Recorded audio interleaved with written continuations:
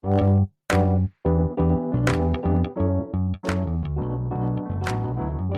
by Riverside.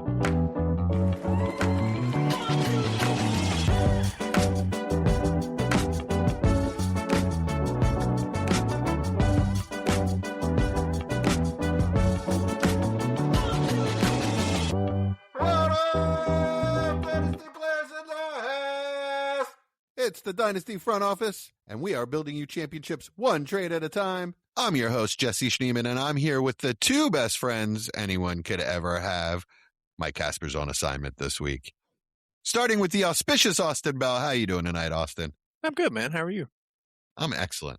I'm great. I took a little nap, a big nap. I took a 2-hour nap after work today, and I'm off tomorrow, so I can just be up all night talking to you guys. It's great. Oh, heck yeah. At your age, I figured you have to. You take a nap about 4:30 after your dinner? It was from 5 to 7. Yeah, I figured. Oh, well, and you had to wake up in the middle for a pee break. And my main man, Chad Mendoza. I did not, but before for sure. Man, did I have to go. Let's not talk about that. I'll have to take a pee break in the middle of the pod. How you doing tonight, Chad? I'm good, man. I went to Olive Garden for the first time in years and years and years and years. Oh yeah? And how was it? Actually good, man. I feel like those kind of restaurants, like if you accept them for what they are, like they're great, right? Yeah, like it's just I agree. It's a cool, fast food Italian meal that is like kind of a fun atmosphere a little bit. But yeah, no, it was actually really fun. It was pretty nostalgic because I got the little tour of Italy thing I used to get when I was really young. Yeah, I used to get that too. I was like, oh man, this is bringing back memories. Still tastes the exact same way I remember. So yeah, their lasagna's not bad, man. The soup is good. The what's it called? I don't think it's the minestrone. Is the minestrone the one with like beans in it? Yeah. No, not that one. It's the Tuscany. The Tuscany one. Really good. The one with kale and like sausage and stuff in it. Yeah, that one is good. Way back in the day, I dated a girl that loved Olive Garden. And at the time, I just had never even given it a try and just laughed I thought it was like Applebee's or whatever. And she made me start going and she made me start taking her there. And I fell in love with it, man. Like for the price, like you said, it's just good, honest food. It's like, I will call it, it's like the Outback of Italian food. It's consistent everywhere you go. You know what you're getting. It's a good deal. Yeah, that was me and Hannah's first date. Well, Olive Garden. Yeah. Nice. Yeah. That's a good young person's young person's first date. Yeah, I was 21, so yeah, right on that alley. Yeah, perfect. Yeah. All right, Austin, why don't you tell everybody where they can find us when we're not podcasting? Yeah, man, YouTube and Facebook at the Dynasty Front Office, Twitter and X at Front Office FF. Don't forget the Discord link is in the description. As a reminder, we'll be bringing you podcasts and videos all off-season, trade bangers, 2026 rookie profiles, as well as our weekly show. Please like and subscribe. And again, the link for the Discord is in the show notes. In this episode, we're going to be doing pre-draft rookie ranks. Go through each position, tell us the guys you like, tell us we don't like. Could be more of those than we do, but we'll see. So let's start off with quarterbacks.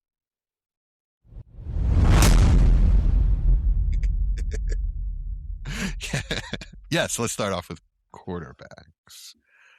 And really, I think a big part of this exercise is to explain who these guys are and what it would take for you to draft them higher than where we have them, right? Yeah, in this class, you were correct. That is what it's going to take. A lot of these guys. I think a lot of this exercise is really for people who maybe are not super acquainted with the class and not intimately familiar with the value of certain positions and how we see them. But I think as we go along, you'll be able to kind of get a feel on at least our opinion on where the class sits and where the value could be had. Okay. Yeah. So let's try to give an NFL draft range that we anticipate and then a rookie draft range that we anticipate. Is that good? Yeah. Sounds good. Yeah. Cool. All right. So for quarterback, we all have Mendoza first, Ty Simpson second. Yep. Are we all Are we? I mean, we all know that he's going number 1 to the Raiders. That's it's out there. Are we all taking him 102 in rookie drafts? The option, yes, I feel comfortable enough putting him at 2. But depending on where one or two of these receivers go that we'll talk about later, I'm not dead set on him having to be the 102.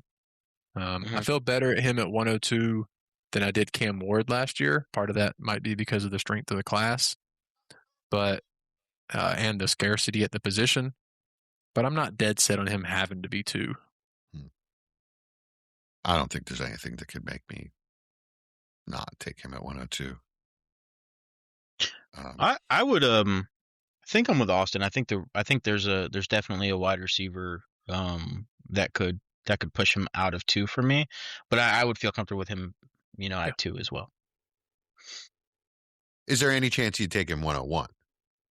No. It's just not a smart thing to do. Even if you need a quarterback really bad, it's just not smart to do. So I was looking at a league where I have the 102. The owner with 101 is mired in a rebuild. He really doesn't need a running back. He really needs a quarterback. Would he just be crazy to take Mendoza, or would it be a better idea to trade the 101 for a more established quarterback? Oh, I mean, the beauty about Jeremiah Love is he's not a player that you have to trade the 101. Everybody knows what the 101 is, so it's Jeremiah Love and his value, essentially. So he has all the time in the world. He can just take the pick and then trade Jeremiah Love later. He doesn't have to say, okay, nobody in this class wants the 101 right now. I need to just take Mendoza. Like, just take the running back. Everybody knows the value of the running back, and just give it some time. Like, you'll find a trade partner eventually. There's no other option. There's nobody that he's going to trade that pick to that will take Mendoza. So just treat him like he was Bijan. Yeah. Just assume he is going to turn into Bijan. No worries. Doesn't matter where he goes. You're good. I mean, think about all the running backs that are in that realm of prospect that we've seen in the recent past, right? Like, there's no other position like it. Like, these guys just hit. Like the Bijans, the Jahmyr Gibbs, we can say, what Ashton Genty did maybe was not up to snuff, but you can still see he's going to be a good NFL player, great NFL player. They're just so easy to project, and he's above some of those guys for me, and definitely in that tier. Okay. All right. So Mendoza 102, then Ty Simpson we have as our second quarterback. What does it take for him to fall out of the first round of rookie drafts for you? Him not be a top 50 pick. Okay.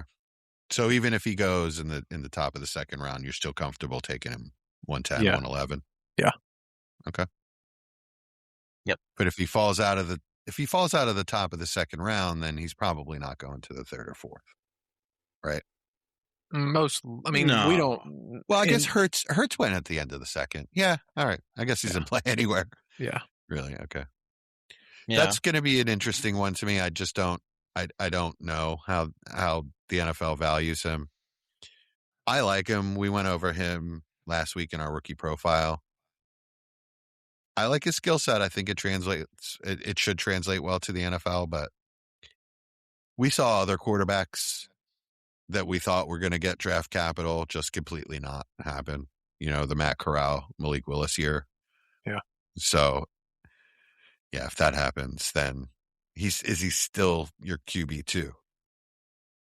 There's a name that I'm intrigued enough that if he could get the draft capital, I could make the argument for him being 2B, but I don't think he's going to get there, and that's Drew Allar. I think he has everything but the footwork.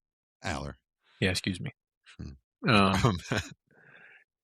And if a team believes in him enough, I'm going to be quite interested. So he's my 3 and clear 3. But some of the tape's so bad. And again, it's footwork related. That's all it is. So I think if he goes to the right place, I'm definitely going to be intrigued in those mid to late second rookie drafts. I'm willing to give him a pass because the coaching has just been such a mess there. What do you think, Chad? Is there a chance that someone could overtake Ty Simpson for QB2 for you? Not very likely at all. I mean, anything can happen in the NFL draft, but I like Drew Aller is my QB3. But I like him, but he just wasn't good. Like that's just he's what a it project. is. Yeah. He wasn't good. So I mean, he's gonna have to go somewhere, and he's not even a project. He's like a reclamation project. Like he has to be completely. They just got to strip down what he does and rebuild it, because if Drew Aller's walking into a room next to Ty Simpson and Fernando Mendoza, you're like, oh, that's the NFL quarterback. But it's just when he's on the field, he's the guy inconsistent. that doesn't look like it. Yeah. So yeah, but he does have all the talent in the world. I mean, he's got Josh Allen arm. Yeah, he does. Yeah. All right, so I have for my third is Garrett Nussmeier, and there's pretty much, I mean, there's like a 1% chance he could overtake Ty Simpson in my book. I like Nussmeier just because he's a coach's kid. He was good before this year. There were reports that came out that he played hurt all year. I don't know if he goes in the third round, I'll take a late. I may take a late round flyer. You know, if he goes to a good situation. Who knows? Like if he were to get taken by the Rams late, you know, I might have some interest in him, something like that. But I just like him because he's a better quarterback than Drew Aller. So I just think he's out of the remaining guys. I thought he was the best quarterback, but there's no chance that I take him above the like third or fourth round of rookie drafts. And really, if I take him at all, it's probably fifth. Oh no, I'm definitely taking him before then. In this class? Well, in this class, yeah, true. In a regular class, but either Aller or Nussmeier, I'm fine taking in the late second to third, assuming they get day 2 draft capital. I will take him in the second, the other one of them. Yeah. All right, and then what else do we? I mean, it really falls off a cliff here. It's Cole you Payton guys all have is the next name. Next, Cole Payton. Yeah. Okay. That's the next name. Okay. All right. Sell me on Cole Payton. I'm not going to sell you on him, but it's just he's the clear 5 for me. I think he's probably the last quarterback that I think has an actual chance of becoming an NFL caliber player in the class. So I'm at least going to put him there. Whereas like the next guys, one's just an athlete that didn't know how to throw accurately consistently. Oh, Taylor Green. Yeah, that's why I have him on there. Yeah. And then for me, the next one was Haynes King, but that's to take over Taysom Hill. Yeah. Okay. So that would be fun. That's why I put him on the list. It's not to play quarterback. It's to become the next Taysom Hill. So for me, Cole Payton's the only one that I've seen any buzz. Again, I'm not a QB guy, so I try to listen more than actually watch the tape. And they seem to believe that he's got a chance, so I'm going to take that chance with him. If Sean Payton or another... I'm sorry, go ahead. I was going to say, just about Haynes King, if Sean Payton or another creative coach takes him, I may have a little late-round interest. Yeah. I'm sorry, go ahead. I have no interest in almost any of those guys, to be honest with you. But I do kind of like Cade Klubnik. I just like what he did in 24. 25 was just so bad, but you know, he's just one of those guys. Like, what if he had another year? Like, could he be better? So if he gets draft capital, he's a guy that I'll be looking at in round 3 of Dynasty rookie drafts. But I mean, I'm not going to bat for any of these guys. It's just going to be draft capital dependent. Yeah, absolutely. And that's quarterback. I feel like that's not going to be the only position we feel that way about. Yeah, running back's coming up soon. But before running back, let's spice things up a little with wide receiver. So we all have different wide receivers 1. Mine is Jordan Tyson because I think he's the most talented. I think he's got the best chance to be a wide receiver 1 in the league. I think he fits the archetype. Smooth route runner, My man. gets open well, plays on the outside, can't play on the inside. Really love Jordan Tyson. Chad, you have Carnell Tate. Make your case for him as the wide receiver one. He's just the best player out of the three, in my opinion. That's just basically what it is. They're all three are really good. They're neck and neck for me. Carnell Tate's the most complete player in the class. I think outside of J Love, but yeah, Carnell Tate's I think a really really good player. There's just not many wide receivers in recent years that I would put above him. And when you get to that list of guys, they're elite players in the league. So I really like him. All right. Austin, you have Mekhi Lemon as your wide receiver one. I do. Make your case. He's enticed me with his pseudo crazy eyes. That's what got me. That's what sold me on him. The slither. Yeah, he got me. It was just a look he gave you. Yeah, it sucked me in and kept me there. So he's my one now. Like the snake from Jungle Book. I love that movie. He's been my one the whole time. I think he's one of the guys that he's just a go-getter. I think he came in close to 6 foot, which is great news. That was probably my biggest question mark. But just very good after the catch, great hands, good separator. It's just one of them guys that I feel like is going to win when he's on the field. And I don't think... Jesse, did you ever watch the 24 tape? Yeah, I did go back. And Did you see an outside receiver? I can see where it could happen. I just feel like he's a complete player. I just feel like, especially in today's NFL, the way they use receivers and run offense, I don't have any issues with him. I didn't have a problem with him outside. I think that was Chad. The problem, it was Omar Cooper. No, you said you hadn't seen Lemon outside enough.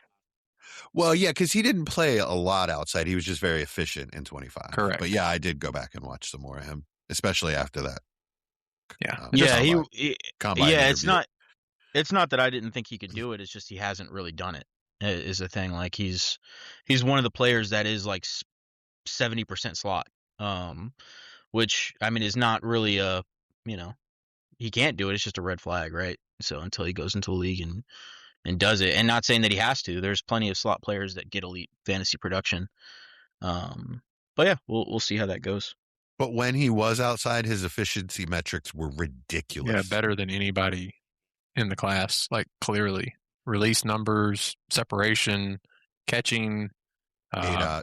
But it's just the sample size is small. He's just not doing it at a pretty high, like a really high percentage.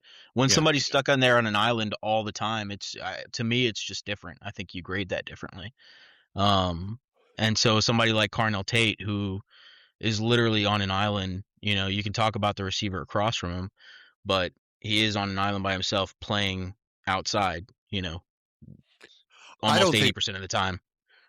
I don't think he's that player. I think he can play outside, is what I'm saying. He can. I don't doubt that.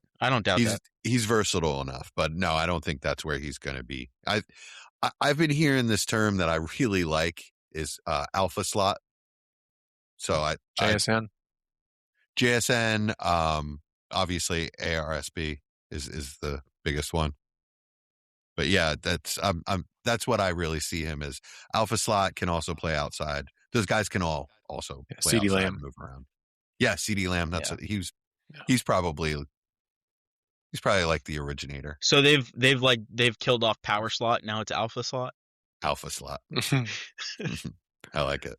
One thing I wanted to bring up with Tyson, and I'd felt this way, and I think I brought it up the first time we talked about him. Matt Harmon said he views him as a Z, and that's what I thought as well, than an Alpha X. And I feel the same way. I just don't think he's a consistent winner as a one-on-one alpha player. Just feel like he would be a phenomenal 2, like top end 2. I just don't wholly disagree. I think his entire game is built on I know how much you love reception perception. Go look it up. Okay. I didn't realize that the reception perception on him had come out. Yeah, he's not sold on. He says he's a good player, and it's kind of how I feel. Like he's a good player. I just don't see alpha at this current point for him. I mean, I do agree he can get there, but man to man, I wasn't impressed. That's Like why I he's said, in his my whole clear game 3. is built on separation. I do see it. But I can't argue with anything you guys said about the other players. So landing spot could change all of this. I expect all of these guys to go in the top half of the first round. So draft capital isn't really going to change anything. Tate, I expect to go in top 10. Either the other two guys could go top 10 as well, but landing spot could change things. There could be either a really good or really bad landing spot for all of these guys. With Miami moving on from Waddle, which of those 3 do y'all like the best in Miami? None of them, because it's Miami. I mean, really, they could use any of them, and that's the thing with Miami is like they just need anything at wide receiver at this point. So, I mean, yeah. I don't think who plays best with Malik Washington or whatever. Yeah, I mean they can play. They can really, any of these 3 guys would be great for them. I don't know what that offense is going to look like. We haven't seen the coaching staff, together. We haven't seen Malik Willis. Malik Willis play more than 50 snaps in the league. So I don't know. I mean, I don't know. I'm going to be very upset if Carnell Tate ends up in Miami. Let's just put it that way. And that's because I like Carnell Tate a lot, but I'd be upset if any of the 3 land with Miami. It'll suppress their production, at least for the first year. But I still think all 3 of them are good enough that it won't matter. And then they're getting either the first or second quarterback in the draft next year. Give me Mekhi Lemon to Miami way before the Jets. I keep seeing the Jets. Please give me Mekhi Lemon to Miami before that. I just don't know. I don't know that the Jets, I mean, maybe they will take one of those 3 receivers. I know it's a favorite of some mock drafters. I'm not really sold that that's going to happen. I think they need some substantial help in other places, and they do have like Garrett Wilson. So their roster, I don't know. Their roster's ridiculous at this point. They traded so much off. That defense was the only good part of their team, and it's gone. Aaron Glenn's a defensive coach. I don't know. I expect them to screw this up, so they definitely are in play for a wide receiver. But yeah, it would really, really hurt any of their values. I think if any of them go to Baltimore, which I've seen mocked, that would really hurt their values. Yeah. Just low enough passing volume with also having Zay and Andrews there. I don't love it. Yeah. I mean, Adonai Mitchell looked good there for a stretch. Like, I'd be interested to see if he gets some play at wide receiver too. But I mean, I don't know. I struggle to understand the thinking if they bring in another elite prospect at wide receiver when the rest of their roster's just god awful. Yeah, there's a lot of good defensive players in this draft. They should just grab one of them. There's a lot of good right tackles in this draft too. I don't think their line is all that great. Their offensive line's not great. Yeah, it's not. I mean, nothing is good. Like, that's the thing, and they don't have a quarterback. So what? Like, I mean, yeah, it wouldn't make any sense to me. No, but that's why I expect them to do it. It's the Jets, right? So right. All right, let's move on to the next 3. Well, actually, let's discuss some good landing spots for these guys. If any of them go to KC, not Lemon so much. I'm fine with any of them going there. Tyson and Tate are the exact type of receiver that they need. I mean, they're different types of receivers, but either one of those guys would be great. Really great. Just turn them into a real offense. I mean, really, any of the 5 through 10, or I guess 5 through 9, the Giants, Cleveland, Washington, New Orleans, Kansas City, fine with any of the 3 going to those 3 places. I hate Cleveland. Cleveland's a terrible landing spot. It's a black hole. But they need alpha, so at least he's going to get targets. Okay. Yeah. I mean, I'm not completely giving up on Shador yet. as a prospect. Gabriel Davis is a different thing, but I mean, I don't. Cleveland wouldn't be the worst thing in the world. I mean, like it would be if somebody went to the Jets. Tennessee is kind of the one where I'm like, if Tennessee gets somebody, I'd be pretty excited. Yeah, I like Tennessee. I would like to see them take. Shefty came out and said that they're not taking Love.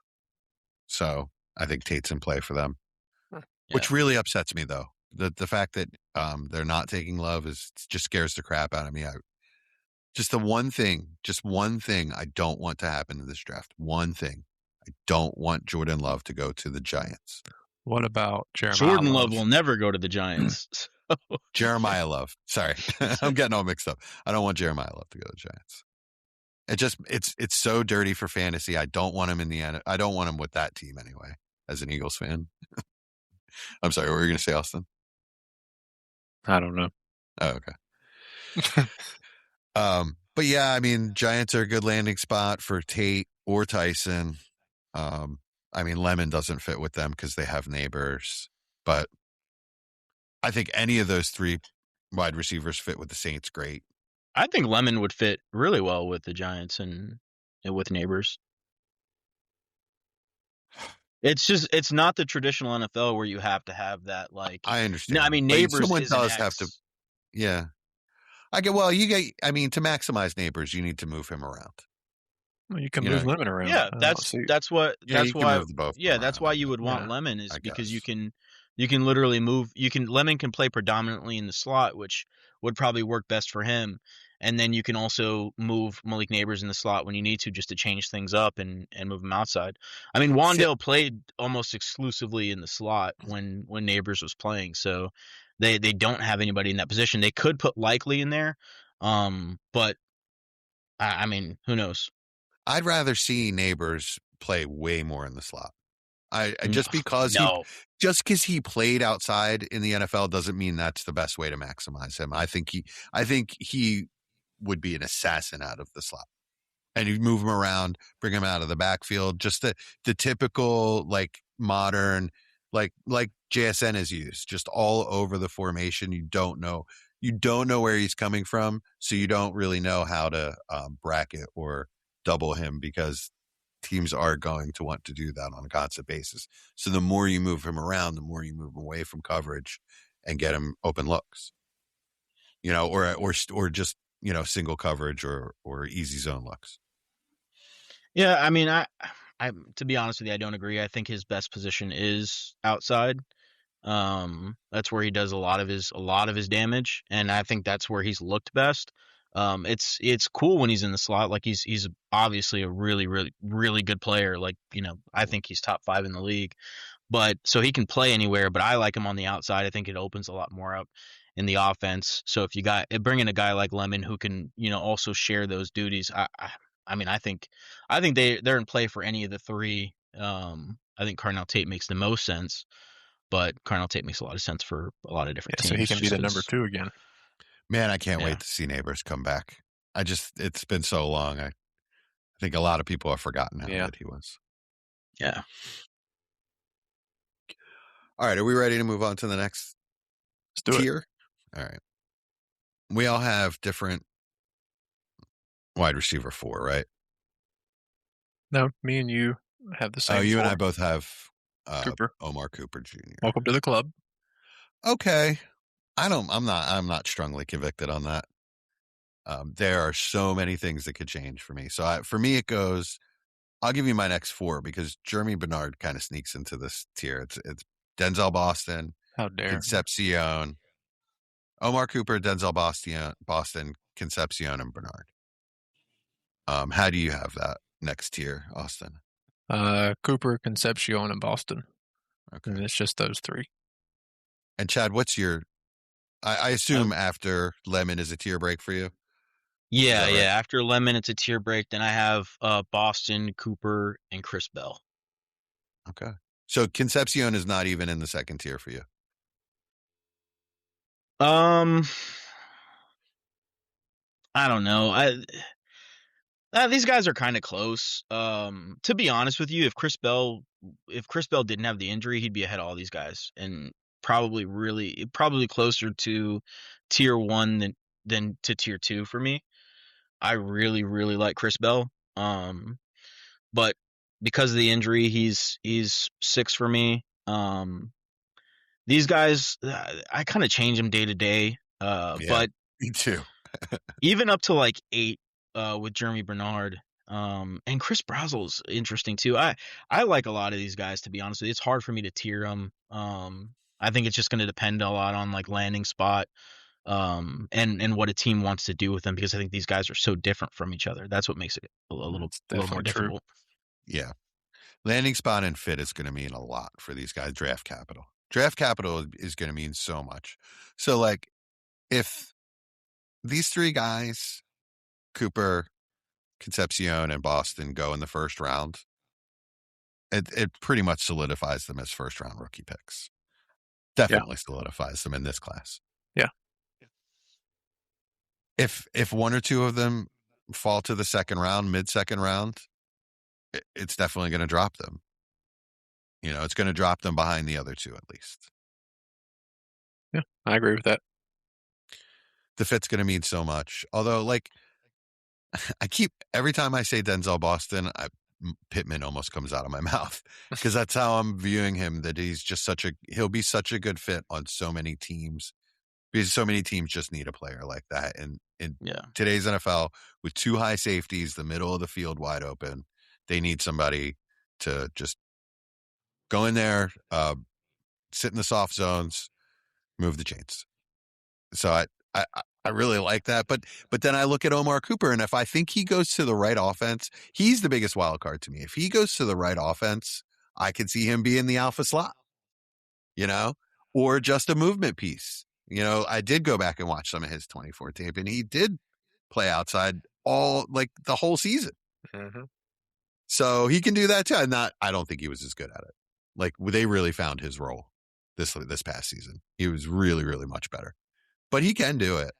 But yeah, like if he were to go to, I mean, San Fran's not the best landing spot anymore since they started signing players, but an offense like that, where I trust the quarterback to move him around. I mean, offensive coordinator to move him around.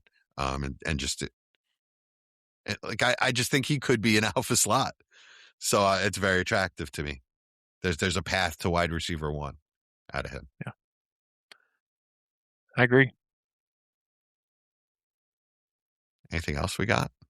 Like, are there perfect landing spots for you guys, for the other guys? What is actually a perfect, I would hate it because I'm a Giants fan, but who I think is the absolutely perfect guy to replace AJ Brown? Chris Bell. He would be, if he went to the Eagles, he'd be my most owned player in out of this draft class, because of where I think you could get him for value. I think he's going to be a phenomenal NFL player if he can bounce back from the ACL tear.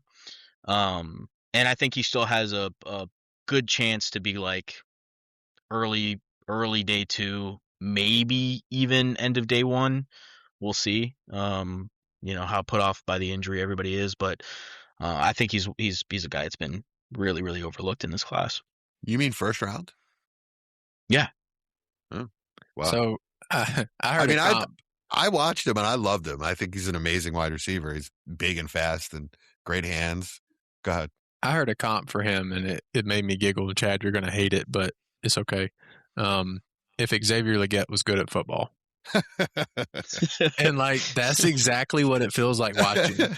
Yeah. Like, as someone who's watched a lot of Legette, like, that's what Chris Bell looks like, except for he's actually good at it. Yeah. And yeah, he's Xavier Legette, but he's a natural football player. He makes it, whereas like Xavier Legette makes everything look difficult. Yeah. Chris Bell just makes everything look easy. Exactly what I'm saying. So I thought I got a kick out of that, and any kind of slander for that, I'm all for. I think Boston, Denzel Boston would be a really good fit with the Eagles. Yeah, I was just more talking about like an AJ Brown replacement. I think they can do a lot of the same things. I mean, obviously not saying he's AJ Brown, right?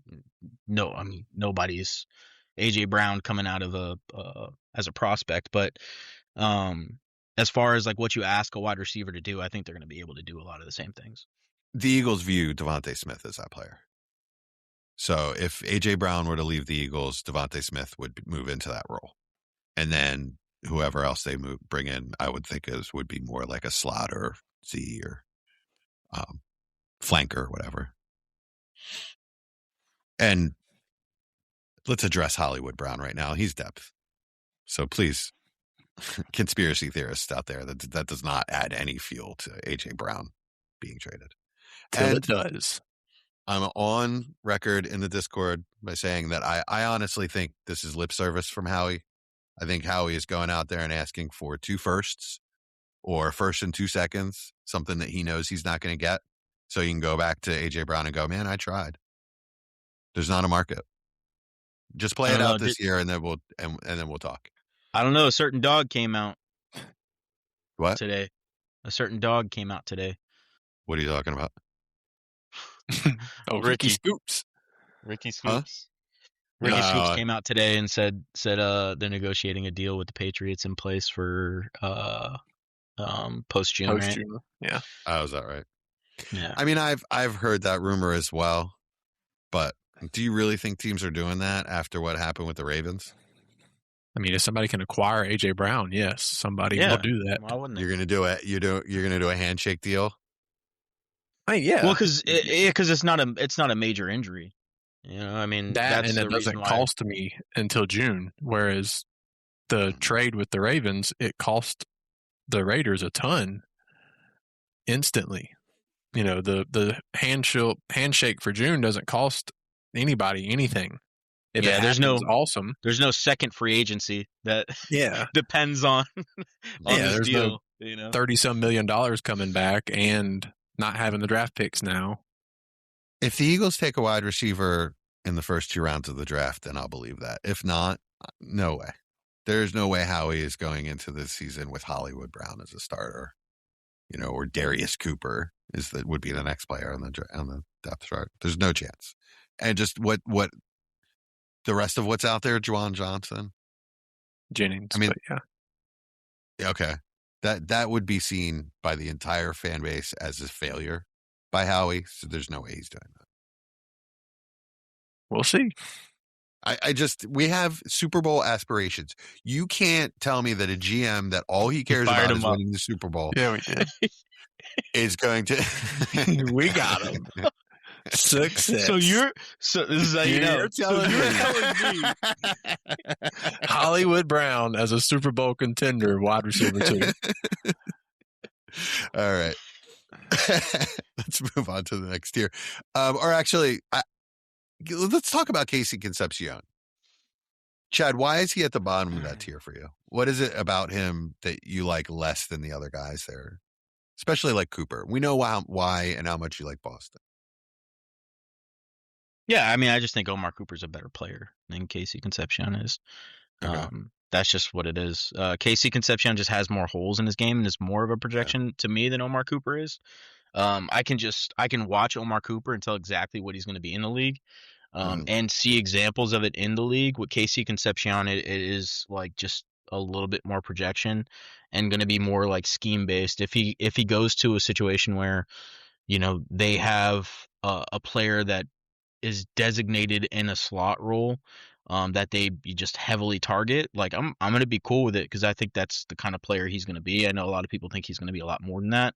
I don't know. And then also I think the hands are an issue. Like I just watch him struggle a lot with catching the football. And I just don't think he's like a transcendent talent where that just flies. And I've watched a lot of players that, really, really good players that get a lot of targets and drop balls, and that's okay. Like CeeDee Lamb, Jerry Jeudy, those guys really early in their career.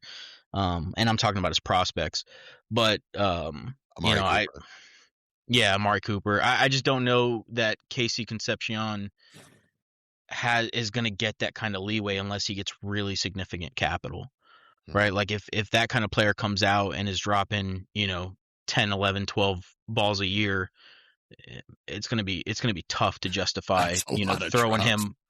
I mean, that's what CeeDee Lamb, I think, had 11 his rookie year. I mean, Chase has had more than 10 multiple years. Yeah, but those guys, they're getting 150 targets. Exactly. Right, so. But if you draft Casey Concepcion at, pick one, around one in the 30th overall pick or early day 2, and he's dropping 10, 11 passes a year, there's just not a lot of runway for those kind of guys to see 120, 130 targets a year. Like that's going to start getting dwindled down. And to me, that's the kind of player he has to be. I don't see him as a, 110 target elite fantasy production, player. Yeah, I think you summed up why I've dropped him down a little bit. It's the projection aspect of it. And the hands aren't awesome. It's the reason I don't want him on the Eagles. I mean, if you're getting the target, really good on the Eagles, so.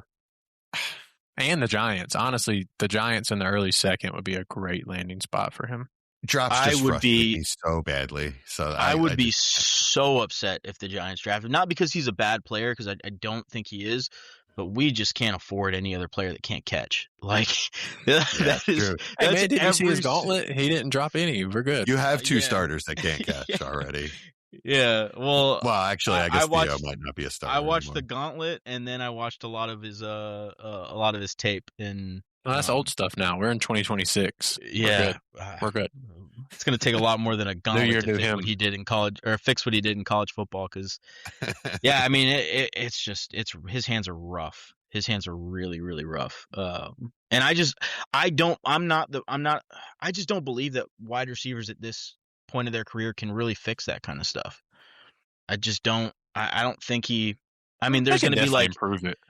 Yeah, there's going to be cases out there where guys like get better, but I mean, why hasn't he gotten better? And his feel like concentration stuff, not like the inability to catch.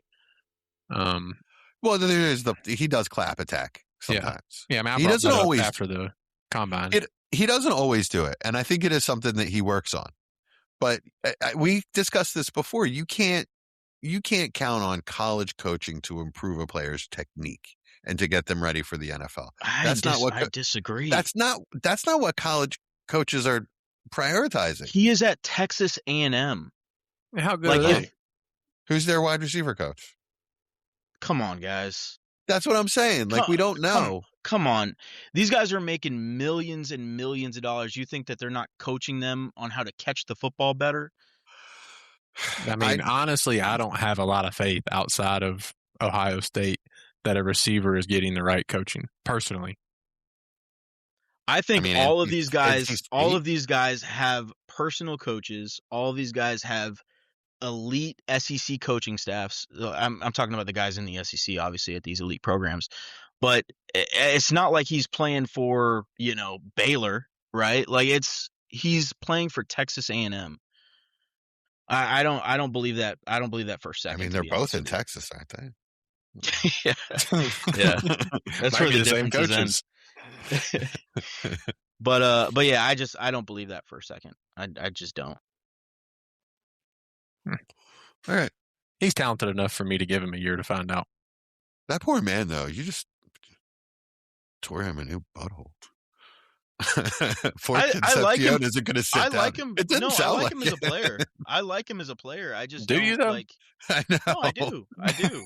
I have him 7. I like him as a player, and sometimes some days it's higher than 7, and in certain draft positions, like if he was to get significant capital and was to go into a team that needs that predominant slot player, then I would be really excited about him as a player. I just don't want him on the Giants because we have Darius Slayton and Theo Johnson, who also cannot catch the football. I don't know. It feels like a great fit. I know you hate it, but early second to the Giants feel like if they go Jeremiah Love in the first and then Concepcion in the second, as a Giants fan, I feel like you gotta be pretty happy with that for the offensive standpoint. I'll take a guard. Yeah, that'd be a good one. There's good ones of those too. Didn't you guys bring back Evan Neal? You're good. Yeah. Okay, let's talk about Jeremy Bernard. This is a player I like. I think Chad, you like him as well. Austin, you do not. He's fine. Ready-made. I'm gonna like him as much as Chad likes Casey Concepcion. He's got good hands though, and he does get open on a consistent basis. He's just a slot guy. Yeah, he gets open from like 5 to 8 yards past the line of scrimmage. He's a very useful player in the NFL. Sure. And I then mean, he gets another 1 to 3 yards after the catch. How much did Wan'Dale Robinson just That's make in the why open KC market? needs to go there. He can take Wan'Dale's spot. Well, then he needs to go to Tennessee because that's where Brian Daboll is. I don't think Bernard is as quick or as dynamic. No. I mean, that's kind of a weird thing to say about Wan'Dale, but that's one thing Wan'Dale is good at is short area quickness. And I don't think Jeremy Bernard is quite that good, but he's that type of player. Chad, what do you see? Yeah, I mean, I think he's a solid player. Like he's not. I think like I said, 7 for me is kind of that cutoff where I really really like the projection on these guys.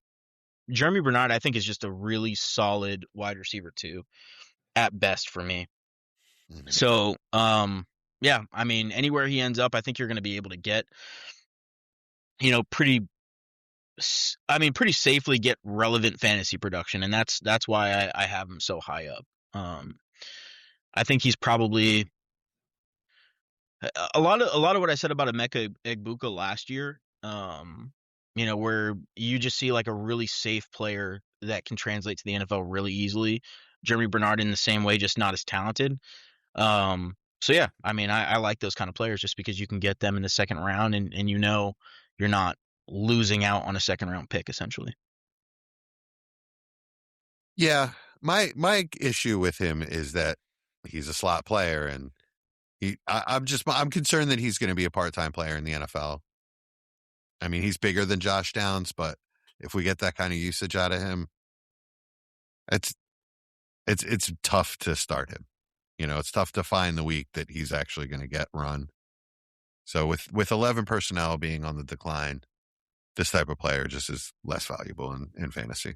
Yeah, I think he's a wide receiver 3 for an NFL team when they're healthy. So sure, if injuries occur, you could see a target usage go up. But for a really good NFL team, he's a wide receiver 3. I think for most. And I'm not saying talent-wise, I think that's what he fits the best. Oh, okay. Talent-wise, I think he's a wide receiver 3 on a really good team and a wide receiver 2 on a not so good. Yeah, he's fine. He's a fine player. He would step in and be the wide receiver 1 in Miami right now or Tennessee. Oh, yeah. I could step in and be like the 1B. Well, yeah, you are taller than all those guys. Yeah, see? Just throw it up. Yeah, just throw it. Just post up. Yeah. So he's fine. I have him at 10, and I have him at 10 because of the 3 names before. I just like more. Okay. I think who are those guys? They have lower floors, but their ceilings are considerably higher for the NFL. And in this class, when I get to those mid-seconds and especially later, I'm just going to take the ceiling play. So at 7, I have Chris Bell, which is kind of in a tier of his own. If the NFL believes in him and he gets early draft capital, he would jump into that next tier up with Boston, Concepcion, and Cooper. And if he doesn't and he goes, between like 45 and early 3rd round, then he's going to drop down with his other tier, which I have Bryce Lance at 8, Jacoby Lane at 9, and Bernard at 10. And again, I understand there are more talented players than Lance and Lane, and I would agree with that. But I like their outcomes or possible outcomes more. So, like I said, when I get to rookie drafts, and assuming they get NFL draft capital, obviously that's what makes a difference for all these guys. I'm going to take my shots on these guys. I think they have a ceiling of being extremely fantasy relevant in the right situations. Okay.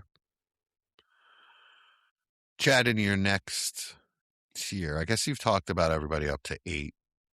Let's talk about Chris Brazzell. You have him next at 9.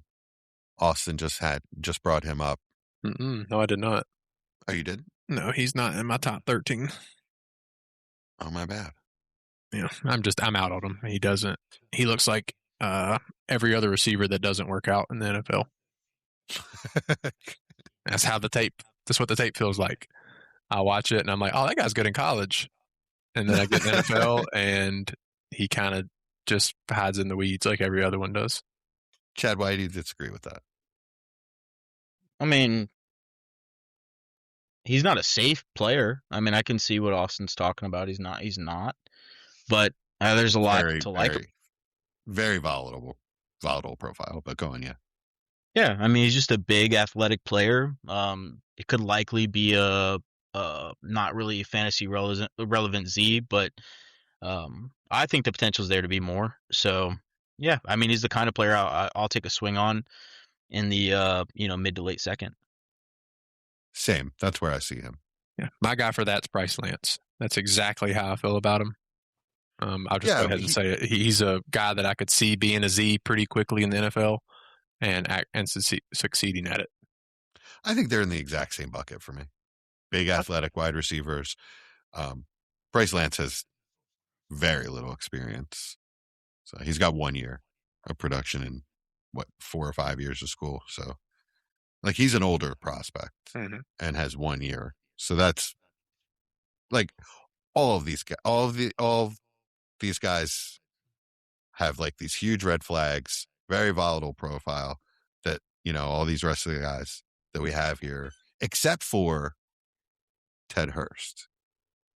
Ted Hurst is he's the outside receiver version of Jeremy Bernard. Like I know what he is. He's a good, solid outside receiver. He's going to burn you deep. He's going to light you up over the middle. No, he's a good player, good, solid player. I think he's got a safe floor, so I have him above that tier of volatile, athletic receiver. It's fair. I haven't watched enough to really dive in on him. I've seen a little bit. He's a good player, man. He's got good hands. He gets open. I like him. He fights for the ball. Was that the week that he was playing the accountant or the lawyer? Yeah, I mean, I understand. Yeah, he went to Georgia State. Everybody, in case y'all didn't know that, level of competition is really bad, and the fact that he never transferred out of there is really weird. But he's a good player and showed out at the Senior Bowl. Yeah, thank you for not saying that about my Bryce Lance. So go ahead and went to North Dakota State. He also played accountant and lawyers. Yeah, and that he's Trey Lance's brother. Yeah, well, that's why I like him. So one of them has to be good. No. Oh, they don't? No, it's not true. All right. Yeah, so did you bring up Jacoby Lane? Yes, he is my number 9. I brought him up. I didn't really speak about him, but I brought him up. Yeah. I have him in that same bucket with Brazel and I'm missing the name here. Bryce Lance. Yeah. I think that's fair too. I think he's one of the true X's in the class outside of your top tier guys. Mm-hmm. I think he's one of the few guys that can actually profile being an X. And for me, that's going to be valuable in this class that has a lot of diversity, but there aren't many guys that are actual X's. And I think he's one of them. Both of you guys have Antonio Williams on your list. I do not. Chad, any reason to be excited about him? Yeah, he's just a good slot player. Like he's one of those guys I think is going to be a really consistent NFL player if he turns out to be a starter in the league.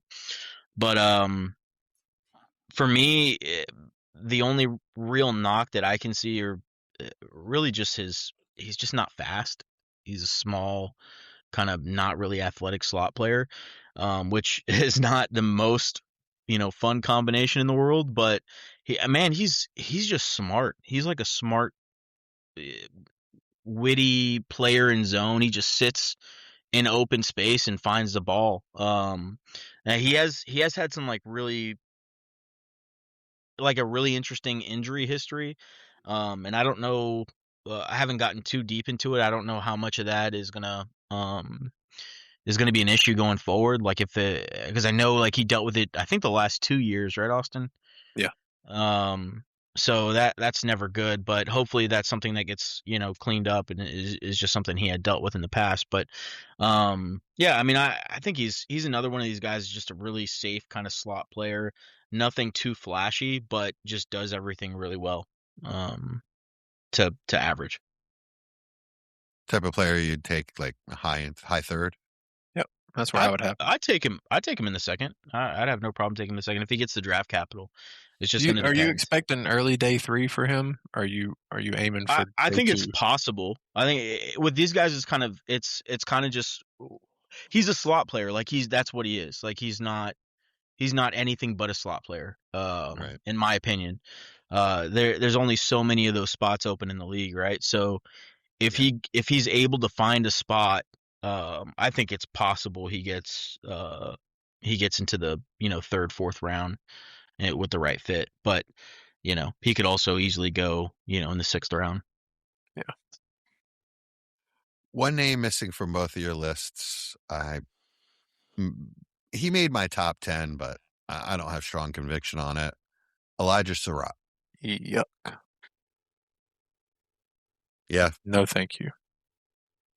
I don't mind him. What do you think? Worse Keon Coleman? Is that what you're thinking, Austin? Definitely a worse prospect. Absolutely. I mean, I'm pulling for him more than what Keon's done the first 2 years, but he just, I don't really feel like he did anything that impressed me. Like some of the stuff was okay. It was fine. But I kept looking at, most of those guys aren't good if that's their one good thing. There aren't many receivers that ever succeed in the NFL if the only thing they're good at is contested catching. And he's really not great at it. He's pretty good at it. So, like, I found myself watching Becker and Cooper every time I tried to watch Surratt. So that told me really enough that I'm not ranking him this high. Now, if the NFL goes and he gets round 2 capital, then I'm going to have to readjust and take a deeper dive and see if I miss something. But currently, he's not in one of the guys that I'm going to spend a valuable draft pick on. I'll let somebody else who's knows him because he went to Indiana and won a national championship and made some plays here and there. Let them take him with their second, and I'll grab somebody else I like more. How do you feel, Chad?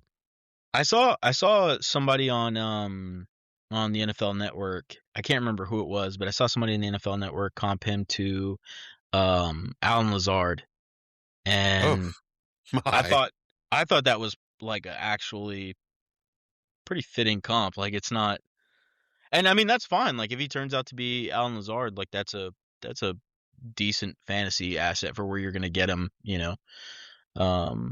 But yeah, I mean he's just one of those guys. He's going to have to go in the league and prove it because the type of player he is doesn't necessarily translate all the time, at least for fantasy. It's really like most of the time it doesn't. That's the mold that just doesn't work. We wanted it to work, and it just doesn't work more times than not. Yeah, better players than him that does what he does, have failed. So and you can say that for a lot of different positions and a lot of different archetypes of players, but I think specifically for his archetype, these big-bodied, contested catch kind of players.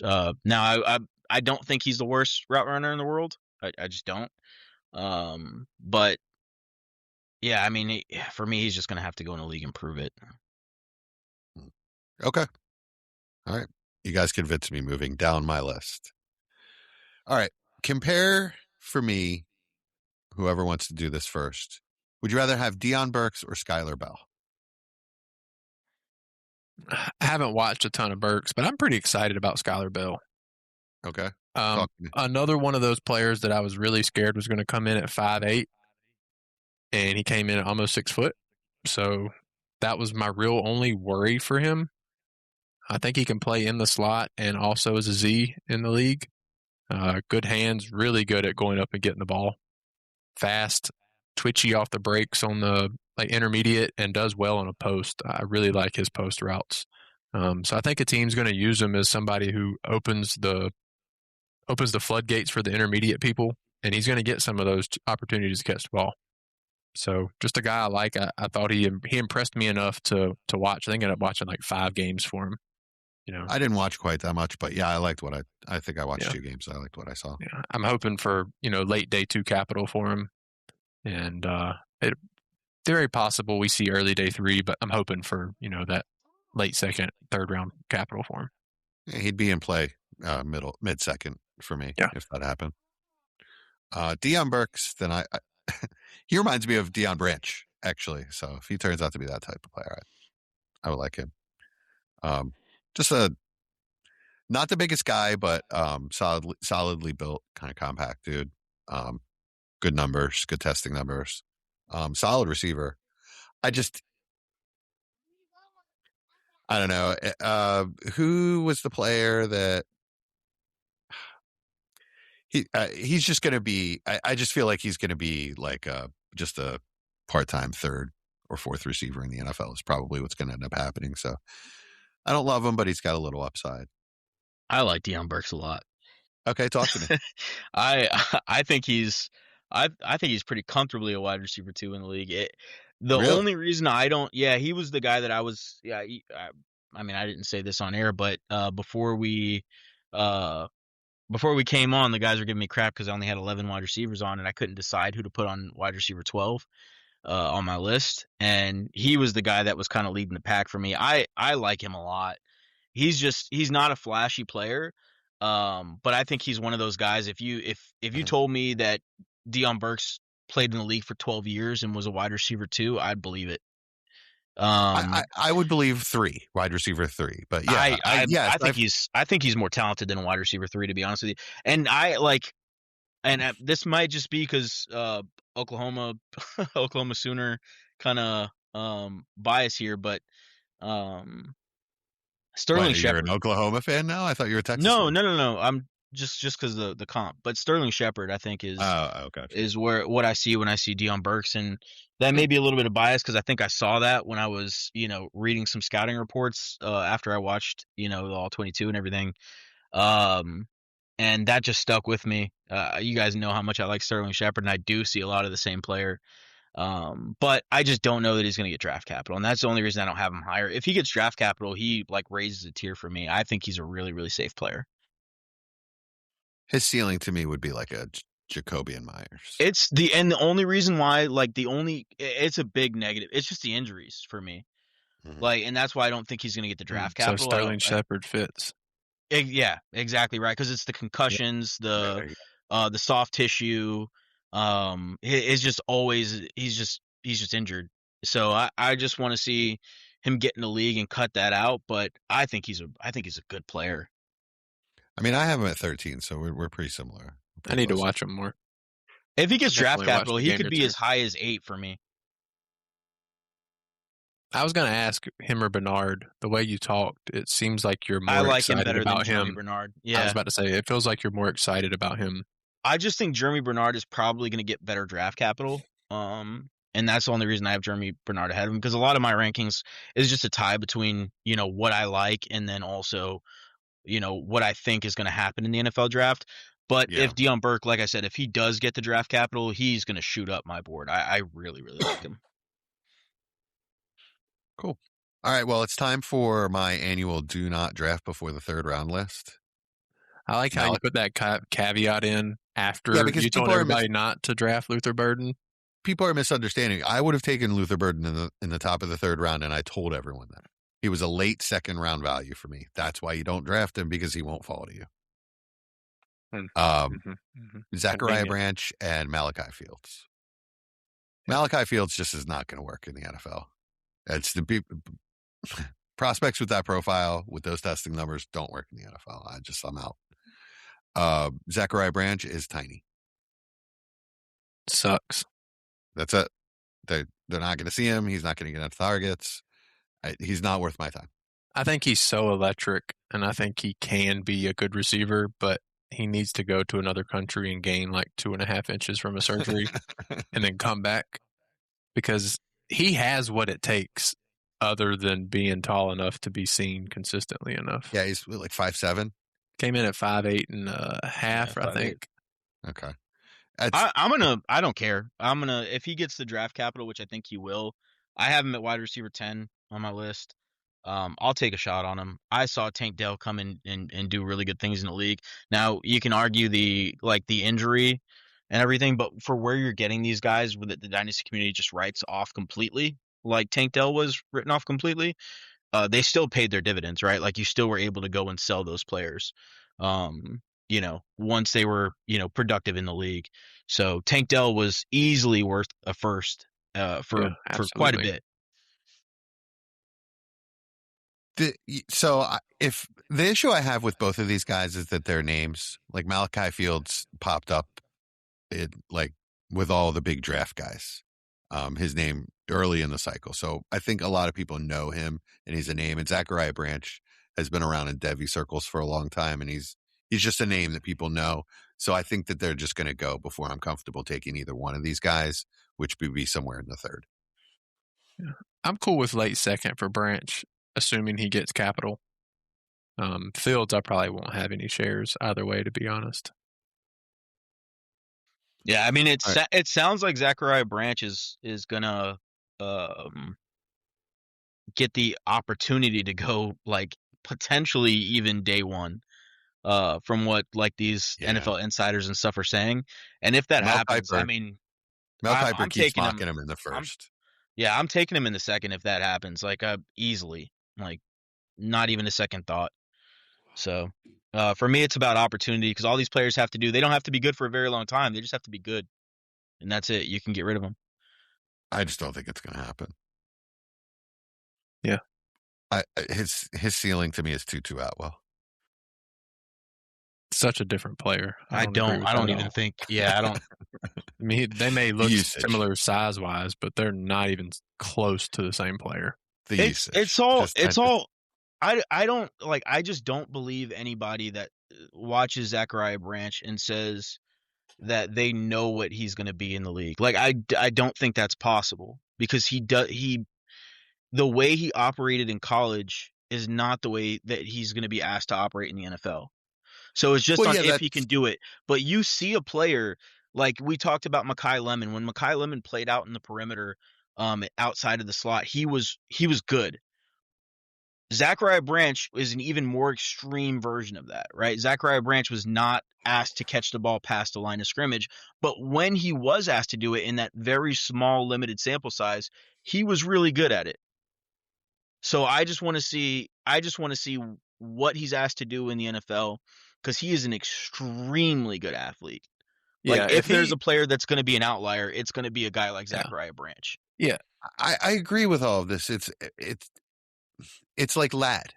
You know, Ladd went to Georgia and wasn't asked to do any of the things he's being asked to do in the NFL, but we all believed he could do it. Branch, it's just I was so disappointed in the height measurement. It's really the thing that's holding me back on him.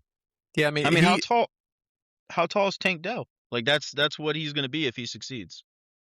I think he still came in at like 5'10". I think. Yeah. I mean, you don't become the number one player in your high school class, not position, class, and not be extremely talented. And that's what Zachariah Branch was. I am not arguing the Tank Dell came in at 5'8". I just looked up his combine. Okay. Oh, yeah. 5'8" and 5'8". So they're an eighth of an inch different. I did think that he was taller. I did think Tank Dell was like 5'10". But that's what you're hoping for me. That's what you're hoping. And you guys know I loved Tank Dell coming out. And it's because he played for Houston and I'm right here. I watched a lot of Houston games. He was really, really good for Houston. And you could just see it. Now, like I watch those kind of players and I say, hey, like if there's going to be an outlier, it's going to be Tank Dell, right? Same with Zachariah Branch to a lesser extent because Tank Dell was asked to do a lot more in college than Zachariah Branch was asked to do. But you see Zachariah Branch, you say if there's going to be an outlier, it's going to be a guy like this. Okay. Is there anybody we missed? Anybody you guys would like to bring up? Nope. It's everybody on mine. All right. Ladies and gentlemen, welcome to the front office.